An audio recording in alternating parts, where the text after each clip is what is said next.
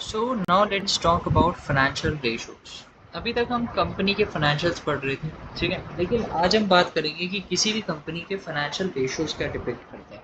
कई बार आपने ग्राफ में देखा होगा liquidity ratio, solvency ratios, profitability ratios. तो ये रेशोज बताते क्या क्या है, इनसे मिलता क्या क्या है। ये सारे रेशोज के बारे में आज हम पढ़ेंगे। फिर उसके बाद हम नेक्स्ट कंपनीज के फाइनेंशियल्स पे जाएंगे, ठीक है। हम लोग हर एक कंपनी का फाइनेंशियल लेकर आएंगे, तो आप इस चैनल के साथ बने रहें। एट द एंड आपको सारी कंपनीज के फाइनेंशियल 2025 तक के मोस्टली कंपनीज के मिल जाएंगे, ठीक है। So now let's start. सबसे पहले आता है फाइनेंशियल रेशियोज का सबसे पहला पॉइंट होता है लिक्विडिटी रेशियोज। अब सबसे पहले लिक्विडिटी रेशियोज होते हैं ये समझ लीजिए। लिक्विडिटी रेशियोज का अल्टीमेट ऑब्जेक्टिव होता है किसी भी कंपनी की शॉर्ट टर्म सॉल्वेंसी बताना, ठीक है। शॉर्ट टर्म सॉल्वेंसी बताना, ठीक है।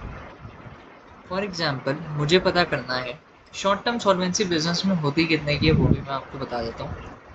किसी भी कंपनी की शॉर्ट टर्म सॉल्वेंसी अगर आपको पता करनी है तो वो होती है 1 ईयर की, कि 1 ईयर में वो कितना कैपेबिलिटी है उसके अंदर कि वो अपने डेट को रीपे कर सकती है। डेट रीपेमेंट मतलब लोन को रीपे कर सकती है, ठीक है। उसमें आती हैं कुछ रेशोज। सबसे पहली आती है करंट रेशो, दूसरी आती है क्विक रेशो, एंड तीसरी आती है कैश रेशो, ठीक है। ये 3 रेशोज होती हैं जो कि किसी भी कंपनी की आपको लिक्विडिटी बताती है, ओके। अब हम सबके बारे में बात करेंगे। पहले हम इसको थोड़ा सा पॉइंट्स में बना देते हैं। किसी भी कंपनी की अगर मुझे शॉर्ट टर्म सॉल्वेंसी की पता करनी है, शॉर्ट टर्म सॉल्वेंसी का मतलब क्या है, करंट रेशो, क्विक रेशो और कैश रेशो। ये 3 रेशोज आपको बताती हैं कंपनी की लिक्विडिटी। अब हम बात करते हैं कि किसी भी कंपनी की करंट रेशो क्या बताती है। देखो, सबसे पहले आपने गए करंट रेशो में, तो करंट रेशो का फॉर्मूला होता है current assets divide by current liabilities. आपको मिल जाएगा करंट रेशोज। सो ये करंट रेशो का फॉर्मूला क्या होता है, current assets divide by current liabilities is equals to current ratio. Balance sheet में करंट एसेट्स का एक अमाउंट दिया होता है, करंट लायबिलिटीज का अमाउंट दिया होता है, बस आपको उसको डिवाइड करना है और आपके पास आ जाएगी करंट रेशोज, ठीक है। फिर आता है क्विक रेशो। क्विक रेशो का फॉर्मूला क्या होता है, क्विक रेशो का फॉर्मूला होता है current assets minus inventories minus prepaid expenses. ये दोनों माइनस करने के बाद आपको मिलता है, थोड़ा सा मैं इसको थोड़ा अलग कर देता हूँ ताकि आपके लिए थोड़ा इजी हो जाएगा, ठीक है। इसको मैं थोड़ा ब्रैकेट में कर देता हूँ। ये जब आप माइनस कर देंगे ना, इसको जब आप इसको माइनस कर देंगे तो आपको मिल जाएंगे क्विक एसेट्स।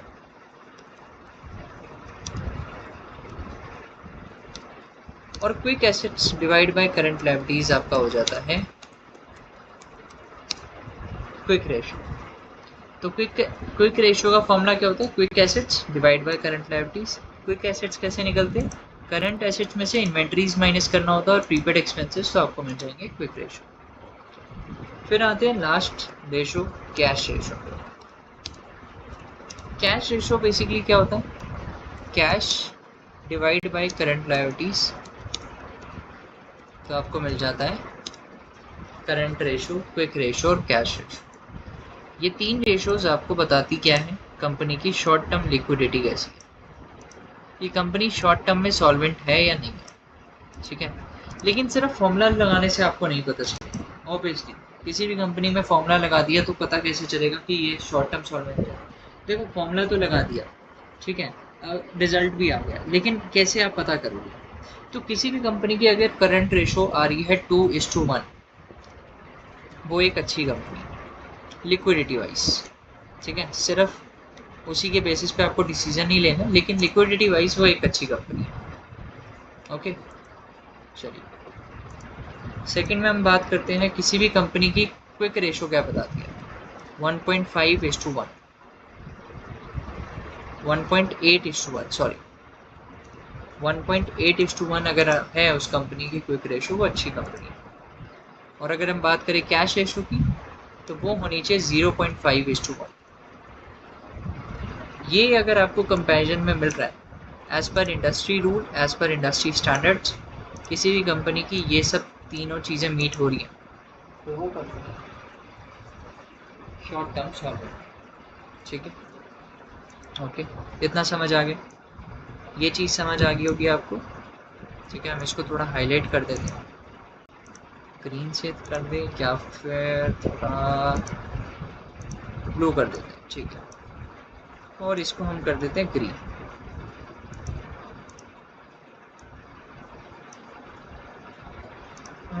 इसको भी हम कर देते हैं ब्लू से। आई थिंक विजिबिलिटी आ रही है इससे, थोड़ा हम इसका साइज भी इंक्रीज कर देते हैं ताकि थोड़ा सा आपको समझ भी आ जाए। ठीक है, ये हो गई ना बात थोड़ी सी, इसका भी हम थोड़ा साइज इंक्रीज कर देते हैं ताकि आपको थोड़ी सी विजिबिलिटी आ जाएगी इसमें भी। 14 I think, okay, that's great. तो अभी आपने देख लिया कि किसी भी कंपनी की अगर मेरे को लिक्विडिटी चेक करनी है तो उसके लिए मुझे ये रेशो लगानी है, जिसमें आती हैं 3 ratios, current ratio, quick ratio, cash ratio. तीनों का स्टैंडर्ड आपको मैंने बता दिया। ठीक है, इसको भी हम ग्रीन कलर से कर देते हैं, कोई दिक्कत नहीं है यहाँ पे भी। ठीक है, चलो अब आते हैं नेक्स्ट नीचे। अब मुझे पता करनी है कंपनी शॉर्ट टर्म सॉल्वेंट है, ये मुझे पता चल गया। ठीक है, मेरा फर्स्ट स्टेप था किसी भी कंपनी की शॉर्ट टर्म सॉल्वेंसी चेक करना, मैंने कर लिया। दूसरी आती है आपके पास लॉन्ग टर्म सॉल्वेंसी रेशियोज, या फिर आप कह सकते हो उसे सॉल्वेंसी रेशियोज। ठीक है, सॉल्वेंसी रेशियो या फिर आप कह सकते हो लॉन्ग टर्म सॉल्वेंसी रेशियोज। अब ये क्या बताता है और इसमें क्या क्या रेशियोज आती हैं ये हम देखते हैं। ठीक है, चलो मान लेते हैं आपको ये तो पता चल गया कि कंपनी 1 साल के अंदर अपने डेट को रीपे कर सकती है, लेकिन मुझे पता करना हो कि कंपनी 1 साल के बाद 2 साल 3 साल उसमें डेट रीपे कर सकती है, तो उसके लिए मुझे यूज़ करना पड़ता है solvency ratios. Either company is able to repay its debt for more than 1 year or more। क्या कंपनी अपना डेट 1 साल से ऊपर का पे कर सकती है? अगर वो कर सकती है तो वो शॉर्ट टर्म सॉल्वेंट है। सिंपल कहानी। 1 साल और मोर मतलब क्या होता है? इट माइट बी 5 years का लोन होता है, क्योंकि किसी भी बिजनेस को लोन दिया जाता है ना, बड़े बड़े लोन्स, वो 5 साल 10 साल के लोन्स होते हैं। तो क्या कंपनी 5 साल 10 साल में अपने लोन को रीपे करने की कैपेबिलिटी रखती है? अगर वो रखती है तो वो कंपनी अच्छी है, सॉल्वेंट है। अब इसमें कौन कौन सी रेशियोज आती हैं? सबसे पहले आती है डेट टू इक्विटी रेशियो, या फिर आप इसको कह सकते हो long term liabilities to equity ratio. ये आपको बताता है लॉन्ग टर्म लाइबिलिटीज, या हम कहें बैलेंस शीट के हिसाब से, बैलेंस शीट में आपको एक आइटम गिवन होता है non current liabilities, right. Balance sheet में एक आइटम गिवन होता है नॉन करंट लाइबिलिटीज, उसको आपको बस जस्ट डिवाइड करना है टोटल इक्विटी से। ठीक है, उसको आपको टोटल इक्विटी से डिवाइड करना है।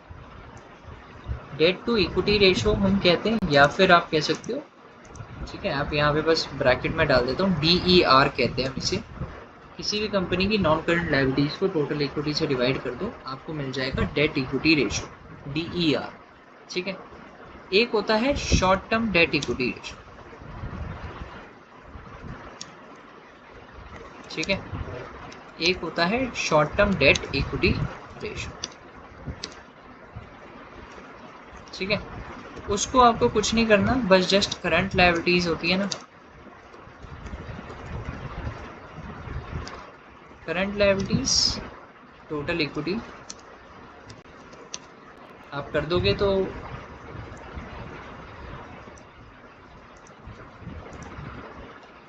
आपको दोनों चीज़ें मिल जाए। लेकिन किसी भी कंपनी की शॉर्ट टर्म सॉल्वेंसी या लॉन्ग टर्म सॉल्वेंसी सिर्फ इसी पे बिहाफ नहीं होती, आपको एक चीज़ और करनी पड़ेगी, वो है कि कंपनी में कुछ इक्विटी टोटल आपको चेक करना पड़ेगा।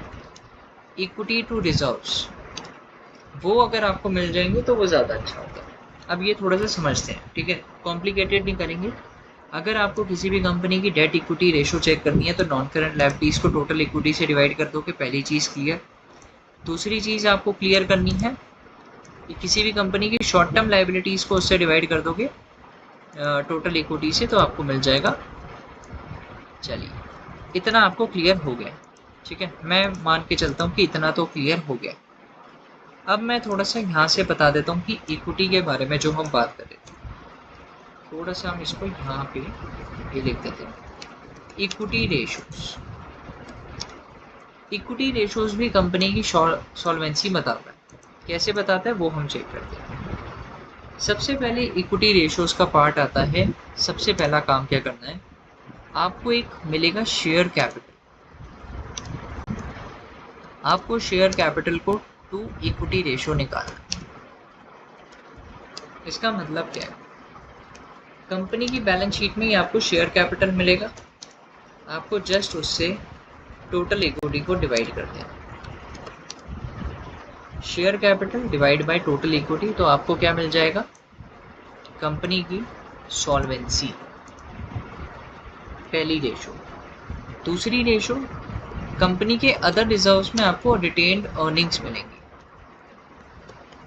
रिटेन अर्निंग्स का मतलब होता है किसी भी कंपनी के अंदर जो प्रॉफिट होता है ना, उसमें से कुछ बचाया हुआ हिस्सा, कि कंपनी ने डिविडेंड देने की बजाय उस पैसे को भी रख लिया अपने पास फ्यूचर के लिए, तो वो रिटेन अर्निंग्स होती है। तो जो कंपनी रिटेन अर्निंग के लिए पैसा रखती है ना, वो कंपनी फ्यूचर में उसी से रिटर्न्स कमा के देती है। इसलिए रिटेन अर्निंग्स रेशो भी बहुत ज़रूरी होती है किसी भी बिजनेस के लिए। अभी मैं आपको बताऊंगा कि कितनी होनी चाहिए, जिससे आप थोड़े और अच्छे डिसीजंस ले पाएंगे। किसी भी कंपनी के अंदर रिटेन अर्निंग रेशोज कैसी होनी चाहिए, बस जस्ट आप निकालेंगे कैसे, retained earnings divide by total equity, कि टोटल इक्विटी में रिटेन अर्निंग्स का कितना कंट्रीब्यूशन। और अगर आप चाहें तो आप मल्टीप्लाई बाय 100 भी कर सकते हैं, जिससे आपको परसेंटेज में मिल जाएगा। अगर आप सबको 100 में रखेंगे तो ज़्यादा अच्छा रहेगा, अगर आप एक को भी नहीं कर रहे तो सबको नहीं करना। मतलब आपने अगर एक रेशो को 100 में कन्वर्ट कर दिया तो सेकेंड वाली को भी करिए। इक्विटी रेशोज की जब हम बात करें, वैसे जर्नली टाइम्स में दिया जाता है, लेकिन अगर हम इक्विटी रेशोज की बात करें, थर्ड आता है आपके पास जर्नल रिजर्व रेशो।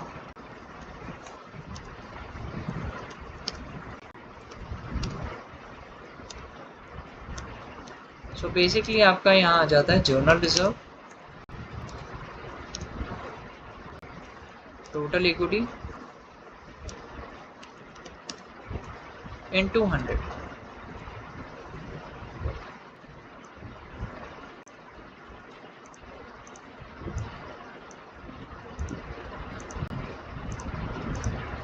ठीक है, और लास्ट आता है आपका अदर रिजर्व्स। अभी मैं आपको थोड़ा सा समझा दूंगा, अभी से अब हम फॉर्मूलाज लिख लें, फिर हम समझेंगे भी इसको।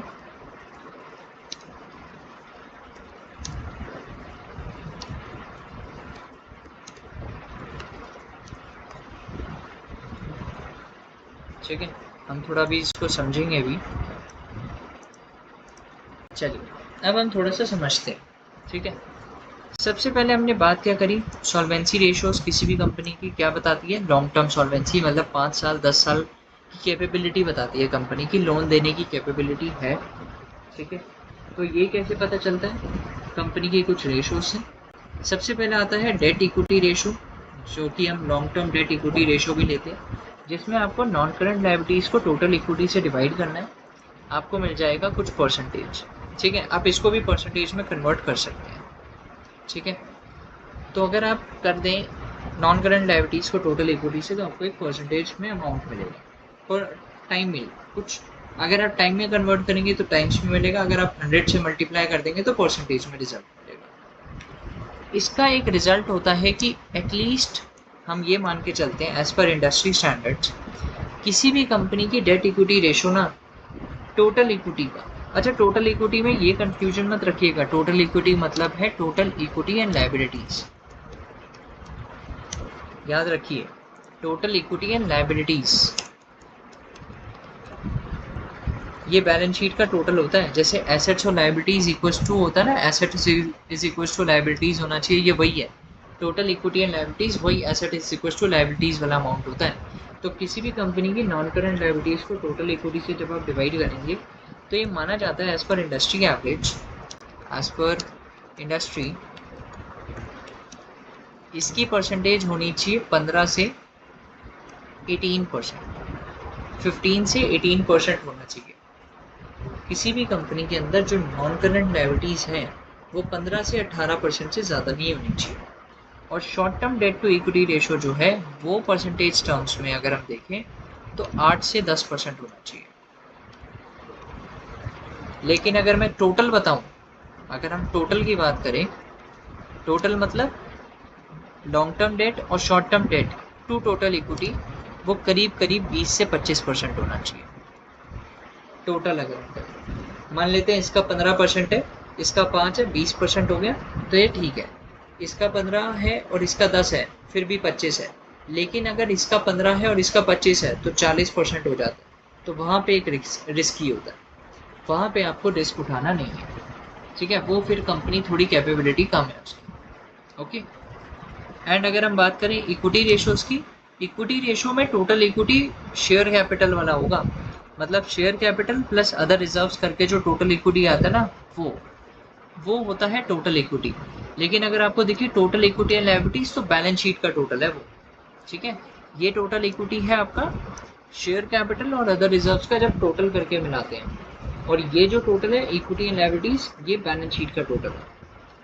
तो किसी भी कंपनी की अगर आप इक्विटी रेशोज़ को देखना चाहें तो आप ये 4 रेशोज़ लें, और मेजॉरिटी फोकस आपका क्या होना चाहिए, ये रिटेन अर्निंग्स वाली रेशोज़ पे, कि जब आप मल्टीप्लाई करके जब रिजल्ट लाए ना तो रिटेन अर्निंग्स एटलीस्ट 50% होना चाहिए, एटलीस्ट 50% आपका सब रिटेन अर्निंग्स होना चाहिए। क्यों मैं ऐसा कह रहा हूँ, क्यों मैं आपको ऐसा कह रहा हूँ वो भी मैं आपको बता देता हूँ क्यों मैं आपको ऐसा कह रहा हूँ। किसी भी कंपनी का 50% रिटेन अर्निंग्स इसलिए होना चाहिए क्योंकि रिटेन अर्निंग्स कंपनी की फ्यूचर ग्रोथ के बारे में बताता है, फ्यूचर फोकस के बारे में बताता है कि कंपनी आने वाले टाइम में कैसा रिटर्न दे सकती है। देखो अगर आपके पास फ्यूचर इन्वेस्टमेंट प्रोजेक्ट का पैसा होगा तो आप लगा सकते हो, ये रिटेन अर्निंग्स वहीं काम करती है। अगर मान लो जियो की कंपनी को 5G से 6G पे टारगेट करना है तो उसको अपनी रिटेन अर्निंग्स पे पैसा लगाना पड़ेगा, मतलब रिटेन अर्निंग्स से ही तो पैसा लगाएगी, जो पैसा वो बचाएगी वही लगा पाएगी, इसलिए कंपनी को रिटेन अर्निंग्स करना ज़रूरी होता है। टोटल इक्विटी का 50% अगर रिटेन अर्निंग है ना, वो कंपनी बहुत अच्छी है, वो आगे जाके बहुत अच्छे रिटर्न्स भी दे देगी, ठीक है। तो यहाँ पे आपने समझ लिया कि किसी भी कंपनी की शॉर्ट टर्म सॉल्वेंसी कैसे निकालते हैं, ये 3 रेशोज से, और लॉन्ग टर्म सॉल्वेंसी निकालनी हो तो दूसरी कुछ रेशोज से। अब मुझे निकालनी है कंपनी की स्टेबिलिटी। थोड़ा सा मुझे जानना है कि कंपनी की स्टेबिलिटी कैसी है, उसकी भी कुछ रेशोज होती है, उसकी क्या क्या रेशोज होती है ये बात करते हैं। लेकिन स्टेबिलिटी रेशो निकालने से पहले थोड़ा सा समझ लेते हैं। स्टेबिलिटी रेशो बताता है किसी भी कंपनी के अंदर लॉन्ग टर्म का फोकस कितना है, रिटर्न्स कैसे जनरेट कर पा रही है वो कंपनी, और वो कंपनी स्टेबल है या नहीं है। स्टेबल और नॉट मीन्स मार्केट कैपिटलाइजेशन,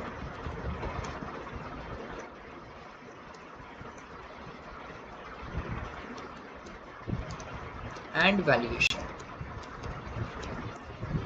देखो TCS की आज मार्केट वैल्यू है, रिलायंस की आज TCS, रिलायंस हो TCS हो या HDFC बैंक हो, इन सब की मार्केट वैल्यू है, मार्केट कैपिटलाइजेशन है, हम इनको स्टेबल कंपनीज मानते हैं। तो ऐसी कौन सी कंपनी है जो स्टेबल कंपनीज हैं, वो हम इसमें चेक करते हैं। देखो, आपके लिए सिर्फ शॉर्ट टर्म या लॉन्ग टर्म सॉल्वेंसी चेक करना ही ज़रूरी नहीं है, आपको ये भी पता होना चाहिए कि क्या किसी भी कंपनी के अंदर स्टेबिलिटी है। स्टेबल कंपनी होगी तभी वो आगे जाके रिटर्न देगी। रिलायंस पे आज आप बेट लगा सकते हो क्योंकि वो कंपनी पिछले कई सालों से खड़ी हुई है और ये हम मान के चलते हैं कि कंपनी आगे भी जाके बहुत अच्छे रिटर्न्स दे देगी। इसीलिए स्टेबल कंपनीज पे फोकस करना उसकी लॉन्ग टर्म ऑब्लिगेशंस बताता है, कंपनी की फाइनेंशियल हेल्थ की ओवरऑल स्ट्रक्चर बताता है। ठीक है, तो पहली तो एक रेशो आपको जो समझनी है कि किसी भी कंपनी के अगर आपको स्टेबिलिटी चेक करनी हो तो आप क्या करोगे। कंपनी की स्टेबिलिटी चेक करने के लिए हमने ऊपर डिस्कस किया भी था, कंपनी का डेट इक्विटी रेशो चेक कर लो। ठीक है, वो हम ऑलरेडी बता चुके हैं आपको ऊपर, तो यहाँ पे बस आपको फॉर्मूला बता देता हूँ, डेट अपॉन इक्विटी। ठीक है, और कंपनी की डेट अपॉन इक्विटी वो होनी चाहिए कम से कम 15 से 18%, उससे ज़्यादा हुई तो दिक्कत है। टोटल इक्विटी एंड लायबिलिटीज में सिर्फ 15 से 18% होनी चाहिए, उससे ज़्यादा नहीं होनी चाहिए। ठीक है,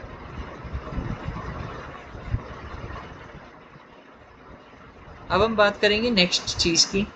किसी भी कंपनी के अंदर एक चीज़ और चेक कर लीजिए, आप चेक करिए assets to equity. Assets to equity क्या बताता है कि in comparison of equity assets कितना कमा रहा है, ये आपको स्टेबिलिटी बताएगा। तो आपको जस्ट क्या करना है, टोटल एसेट्स लेने और टोटल इक्विटी से डिवाइड करना है, ना कि टोटल इक्विटी एंड लायबिलिटी से। तो फिर वही आ जाएगा, पूरा एक ही आ जाएगा।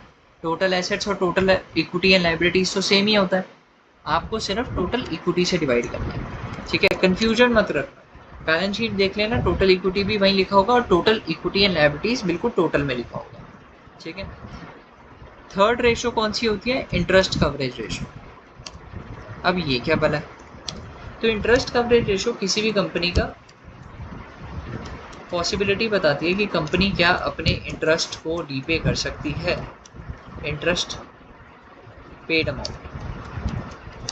अब ये क्या होता है, कंपनी जो पैसा कमाती है ना, उसमें से खर्चा करने के बाद जो प्रॉफिट बचता है उसमें वो कितना इंटरेस्ट पेमेंट के लिए कैपेबिलिटी रखती है इन टर्म्स ऑफ टाइम्स। मतलब कि मान लेते हैं मैं 100 रुपये कमाता हूँ और मेरा लोन है 50 रुपये का और उस पर मुझे इंटरेस्ट देना है 5 रुपये का, तो 100 रुपये में मैं 50 रुपये तो लोन दूंगा और 5 रुपये इंटरेस्ट भी दूंगा। तो क्या मेरी कैपेबिलिटी इतनी है कि मैं लोन और इंटरेस्ट दोनों दे सकता हूँ या सिर्फ इंटरेस्ट पे कर सकता हूँ, ये बताता है आपको इंटरेस्ट कवरेज रेशो। ठीक है, इसको भी हम थोड़ा हाईलाइट कर देते हैं, आपके लिए थोड़ा सा क्लियर हो जाएगा। यहाँ पे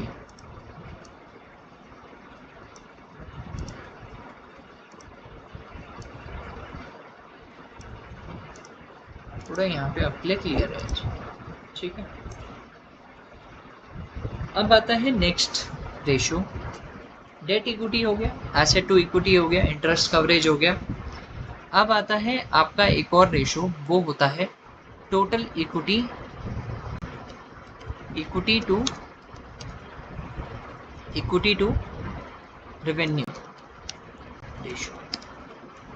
ये एक अंडरस्टैंडिंग रेशो है क्योंकि ये बहुत कम जगह यूज़ होती है और बहुत ही रेयर यूज़ होती है, बट इसका यूसेज एक बार अगर आप करेंगे तो आपको कुछ रिजल्ट्स मिलेंगे। कैसे रिजल्ट्स मैं आपको बताता हूँ। ठीक है, पहली चीज़, ये रेशो बहुत कम यूज़ होती है, बहुत ही ज़्यादा आपको दिखेगी नहीं इतनी रेशो। लाइक मार्केट में है ये रेशो, ऐसा नहीं है न्यू रेशो है, बट बहुत ही कम यूज़ होती है। इसमें आपको जस्ट करना क्या है, किसी भी कंपनी की इक्विटी को डिवाइड कर दीजिए टोटल रेवेन्यू से, आपको क्या मिलेगा वो भी मैं अभी आपको बताता हूँ। अभी जस्ट आप फॉर्मूले नोट कर लीजिए इन सब के, ये फॉर्मूला जैसे आप नोट कर लेंगे फिर मैं आपको बताता हूँ कि आपको मिलेगा। ठीक है, एक आता है इक्विटी टू नेट प्रॉफिट, ये भी बहुत कम यूज़ होती है, इसमें भी आपको करना कुछ नहीं है, equity divide by net profit, तो आपको किसी भी कंपनी की वो मिल जाएगी।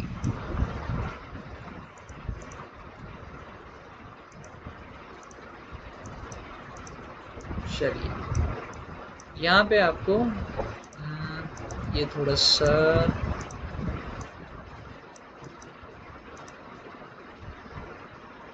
ठीक है, इसको ही हम अनबोल्ड कर देते हैं, ये ऐसे ही रहने देते हैं।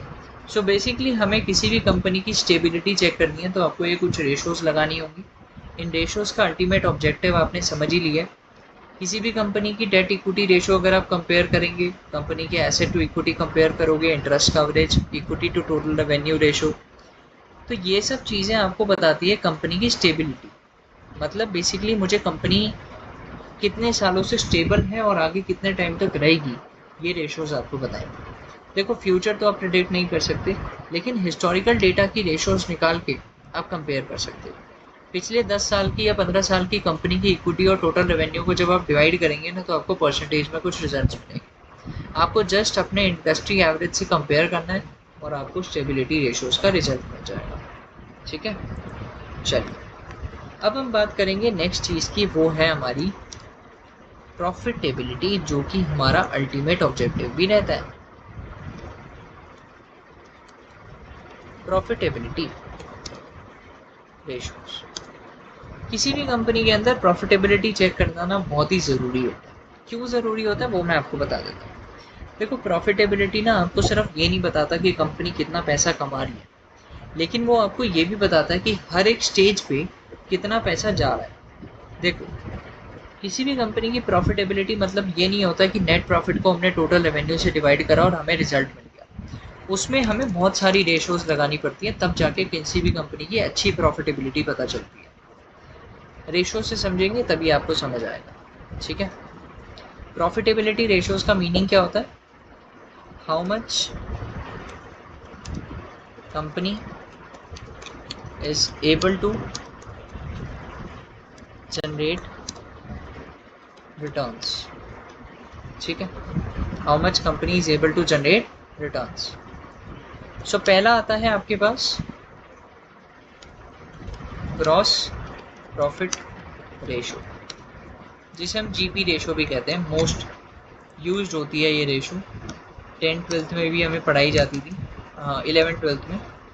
So basically gross profit ratio का फॉर्मूला क्या होता है?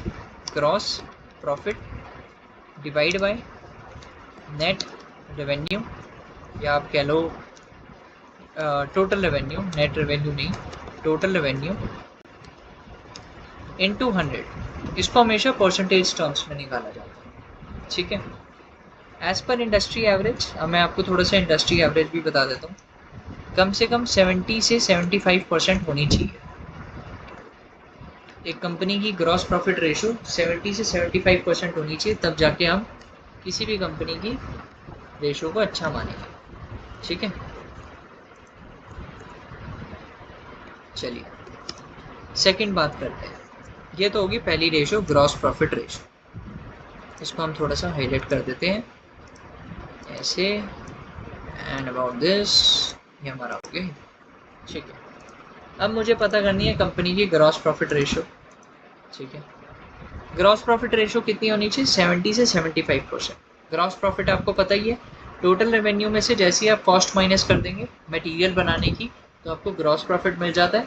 ग्रॉस प्रॉफिट को आप टोटल रेवेन्यू से डिवाइड करिए, इनटू 100 करिए, 70 से 75% होना चाहिए। ठीक है, चलिए नेक्स्ट आता है आपका प्रॉफिट बिफोर टैक्स रेशो, जिसे हम कहते हैं पीबीटी रेशो। ठीक है, किसी भी कंपनी का पीबीटी रेशो कितना होना चाहिए ये भी मैं आपको बता देता हूँ। ठीक है, ओके, चलो profit before tax divide by total revenue into 100। तो किसी भी कंपनी का आपको प्रॉफिट बिफोर टैक्स रेशो मिल जाएगा, और ये माना जाता है कि किसी भी कंपनी का प्रॉफिट बिफोर टैक्स रेशो 30 से 40% होना चाहिए, तब वो जाके अच्छी कंपनी मानी जाती है। ठीक है, एज पर इंडस्ट्री एवरेज 30 से 40% प्रॉफिट बिफोर टैक्स रेशो होना बहुत अच्छी चीज़ है। नेक्स्ट आता है आपका profit after tax ratio.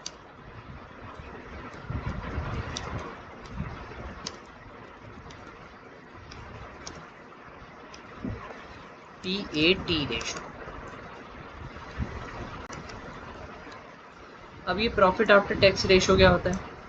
So basically profit after tax ratio आपका जो फाइनल प्रॉफिट आता है ना बिजनेस करने के बाद, आपने सारे खर्चे पे कर दिए, टैक्स सब कुछ, उसके बाद जो प्रॉफिट बचता है वो होता है प्रॉफिट आफ्टर टैक्स।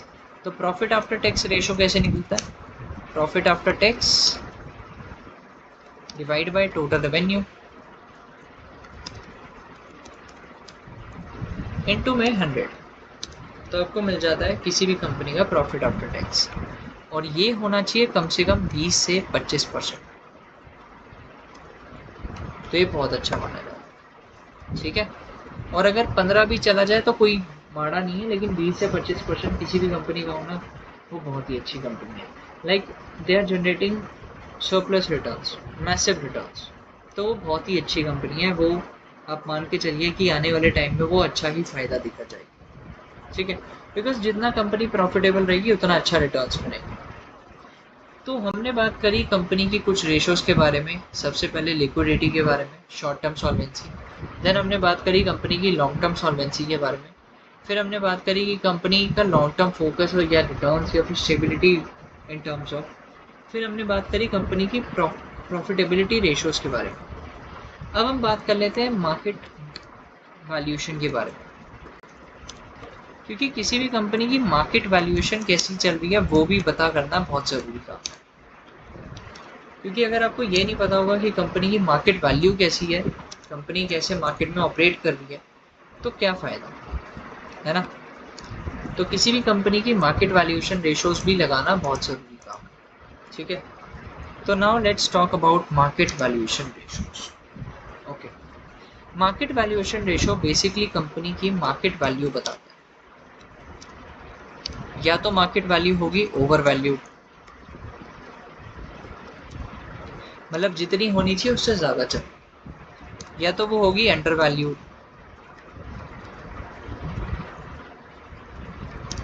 या फिर वो होगी वैल्यू। ये तीन केस ही हो सकते हैं किसी भी कंपनी के अंदर।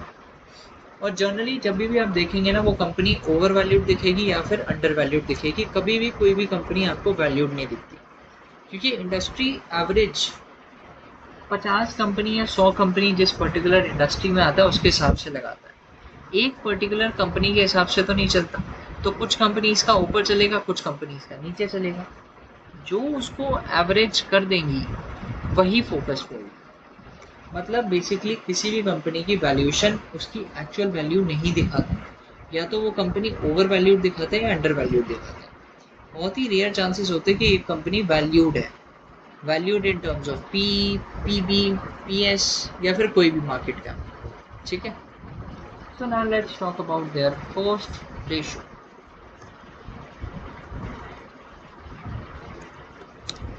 आपकी फर्स्ट रेशो आती है, ओके, यहाँ पे आई गेस प्रॉब्लम क्या आ रही है, ठीक है, मैं आपको थोड़ा सा इसको थोड़ा सा नीचे से समझा, ठीक है। सो हम सबसे पहले क्या रेशो लगा रहे हैं, मार्केट वैल्यूएशन, या हम कह देते हैं मार्केट कैपिटलाइजेशन रेशो, जिसे हम रेशो नहीं कहते, मार्केट कैपिटलाइजेशन सिंपल टर्म्स में कहते हैं। सो मार्केट कैपिटलाइजेशन का मतलब क्या होता है कि किसी भी कंपनी की market value in terms of numbers बताना, ठीक है। उसमें आपको करना क्या है, जस्ट आपको करंट शेयर प्राइस से टोटल आउटस्टैंडिंग शेयर्स को मल्टीप्लाई करते हैं, तो आपको किसी भी कंपनी की मार्केट कैपिटलाइजेशन दिख जाएगी, ठीक है। अगर आपको किसी भी कंपनी की मार्केट कैप पता करनी है तो आपको जस्ट क्या करना पड़ेगा, कंपनी के करंट शेयर प्राइस को टोटल आउटस्टैंडिंग शेयर से मल्टीप्लाई कर दो, तो आपको मिल जाएगा मार्केट कैप। फिर आता है पी रेशो, काफ़ी आपने सुना होगा प्राइस टू अर्निंग रेशो जैसे हम कहते हैं, पी रेशो। तो पी रेशो निकलता कैसे, जस्ट आपको करना कुछ नहीं है, करंट शेयर प्राइस लेना है, ठीक है, उससे आपको डिवाइड करना है ईपीएस को। ईपीएस का मैं फॉर्मूला फुल फॉर्म लिख देता हूँ, अर्निंग पर शेयर। ठीक है, किसी भी कंपनी की पी रेशो आपको क्या बताती है, कंपनी की वैल्यूएशन। अभी हम सारी रेशोज के बारे में डिस्कस करेंगे, अभी हम एक बार फॉर्मूला लिख लेते हैं। दूसरा आता है पीवी रेशो, आपने ये भी सुना होगा, प्राइस टू बुक रेशो कहते हैं, price to book value ratio. आपको इसमें भी क्या करना है, current share price divide by book value per share. ठीक है, और एक लास्ट रेशो आ जाती है। वैसे तो वैल्यूएशन निकालने के लिए बहुत सारे फॉर्मूलाज हैं, लेकिन अभी जो मेन 4 रेशोज यूज होती है ना, वो आपको बताएंगी कि कंपनी वैल्यूड है या नहीं है, कंपनी वैल्यूड है या नहीं। सो ये 4 रेशोज को देखने के बाद मुझे ऐसा लगता है कि किसी भी कंपनी की वैल्यूएशन तो आप बता ही देंगे, ऐसा है कि नहीं। मतलब कि बेसिकली मुझे करना क्या है, कंपनी की वैल्यूएशन पता कर। अब वो कंपनी ओवर वैल्यूड है या अंडर वैल्यूड, ये कैसे पता चले, मैं फॉर्मूला लगा लूँगा। ठीक है, मुझे फॉर्मूला लगाना आ गया, लेकिन मैं कैसे पता करूँगा कि किसी भी कंपनी की वैल्यूएशन ओवर वैल्यूड है अंडर वैल्यूड है। वो पता करने के लिए आपको इंडस्ट्री से कंपेयर करना होगा। ठीक है, मैं आपको नेक्स्ट वीडियो में ये भी दिखाऊंगा कि इंडस्ट्री एवरेज दिखता कैसा है, या कैसे आपको पता चलेगा इंडस्ट्री एवरेज कितना है। अभी के लिए हम लास्ट ये टॉपिक पढ़ने जा रहे हैं, वो है मार्केट वैल्यूएशन, जिसमें हमें पता करना है कंपनी की मार्केट वैल्यू कैसी है, ओवर वैल्यूड है, अंडर वैल्यूड है, वैल्यूड है। ओवर वैल्यूड का मतलब होता है कि कंपनी जो है इंडस्ट्री से ज़्यादा कर रही है। मतलब इंडस्ट्री कहती है कि मैं 26 रुपये कमा रहा हूँ, तो ये कंपनी 40 कमा रही है। इंडस्ट्री कहती है मैं 25 कमा रहा हूँ, तो ये कंपनी 30 कमा रही है, मतलब ओवर वैल्यूड है। मतलब जिस इंडस्ट्री पे जितना होना चाहिए उससे ज़्यादा चल रही है। और अंडर वैल्यूड का मतलब क्या होता है, लोअर ग्रोथ है, मतलब जैसा इंडस्ट्री कर रही है उससे कम ग्रो कर रही है। ये अल्टीमेट ऑब्जेक्टिव होता है इसका, इंक्रीजिंग। अगर किसी भी कंपनी का ये सब इंक्रीज हो रहा है ना, तो वो एक हाई ग्रोथ कंपनी मानी जाती है। क्यों ऐसा है, क्योंकि ये सब कंपनी की वैल्यूएशन बताता है। तो हाई ग्रोथ कंपनी के लिए मुझे बस ये चारों चीज़ों को इंक्रीजिंग देखना है। इतना भी नहीं कि मेरा इंडस्ट्री एवरेज से बहुत ज़्यादा जा रहा है, लेकिन इंक्रीजिंग होना चाहिए, तो कंपनी एक बहुत अच्छी कंपनी है। तो अगर आप ये सारे फॉर्मूलाज लगाएंगे तो आपको किसी भी कंपनी के अंदर प्रॉब्लम्स नहीं आएंगी। वैसे तो और भी रेशोज़ हैं, और एक नेक्स्ट वीडियो एक और आएगा जिसमें हम 5 और टाइप्स की रेशोज़ की बात करेंगे। लेकिन अभी के लिए अगर आपको किसी भी कंपनी के फाइनेंशियल्स को चेक करना है, तो आपको जस्ट ये सारी रेशोज़ को अप्लाई करना है और आपको सारे रिजल्ट्स मिल जाएंगे। Thank you so much.